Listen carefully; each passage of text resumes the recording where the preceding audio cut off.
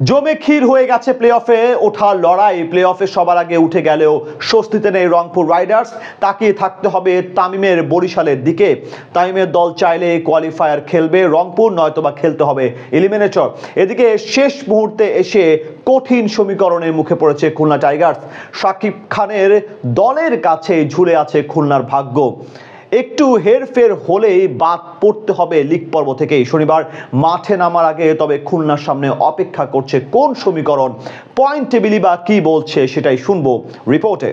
প্রথম দুই ম্যাচে জয় দিয়ে শুরু করা খুলনা টাইগার্স এরপর হেরেছে টানা 4টি ম্যাচ। ফলে প্লে অফে ওঠার দৌড়ে যাদের থাকার কথা ছিল সামনের সারিতে, তারাই কিনা এখন অপেক্ষা করছে শেষ ম্যাচ পর্যন্ত, যেখানে বাঁচা মরার এক কঠিন সমীকরণের সামনে দাঁড়িয়ে মেহেদী মিরাজরা। 2টি জয়ের পর 4টি হার, পরের 5 ম্যাচের মধ্যে 1টিতে জয় তো অন্যটিতে হার। এভাবেই চলছে খুলনা টাইগার্সের এবারের বিপিএল আসর। নিজেদের নামের প্রতি খুব একটা সুবিধা করতে পারেনি মিরাজ নাইম শেখরা, তাই তো শেষ ম্যাচের আগে সমীকরণের মার প্যাচে ঝুলে আছে তাদের প্লে অফের ভাগ্য। শেষ ম্যাচে ঢাকা ক্যাপিটালসের বিপক্ষে জয় ছাড়া অন্য কোনো পথ খোলা নেই তাদের সামনে। 11 ম্যাচে 5 জয় ও 6 পরাজয় খুলনা টাইগার্সের মোট পয়েন্ট 10, নেট রান রেট 0.050। টেবিলে বর্তমানে তাদের অবস্থান রয়েছে 5 নম্বরে। খুলনা টাইগার্সের সাথে পয়েন্ট টেবিলে লড়াইটা চলছে দুর্বার রাজশাহীর। বেশ বাজেভাবে আসর শুরুর পর দিন যত পেরিয়েছে নিজেদের ছন্দ খুঁজে পেয়েছে তাসকিন বিজয়রা। শেষ 3 ম্যাচে জিতেই এখন তারা প্লে অফের দৌড়ে অনেকটাই এগিয়ে। নিজেদের সব কয়টি ম্যাচ শেষে রাজশাহীর পয়েন্ট এখন মোট 12, অর্থাৎ পয়েন্টের বিচারে খুলনার থেকে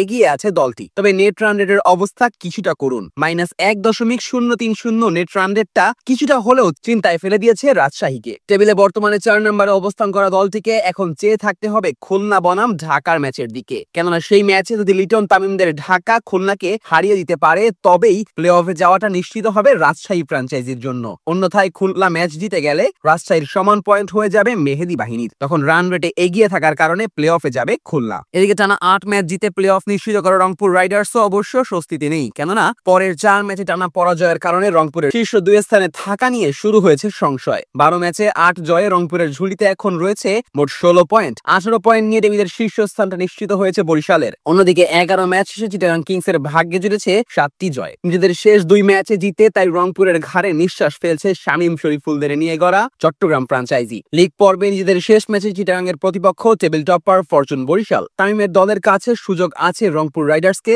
শীর্ষ 2 স্থান থেকে সরিয়ে দেওয়ার। তবে সেক্ষেত্রে অবশ্য তাদেরকে হারতে হবে চিটাগাং এর কাছে। চিটাগাং জিতলে তাদের মোট পয়েন্ট হয়ে দাঁড়াবে 16তে। তবে নেট রান রেটের বিচারে রংপুর থেকে অনেকটাই এগিয়ে চিটাগাং। যেখানে রংপুরের নেট রান রেট 0.596, সেখানে চিটাগাং এর নেট রান রেট 1.414। আর শেষ ম্যাচ জিতলে তো রান রেটেও জয়টা হবে চিটাগাং এর। ফলে বলাই যায় রংপুরের প্লে অফে খেলার ভাগ্য পুরোপুরি নির্ভর করছে তামিমের বরিশালের উপর।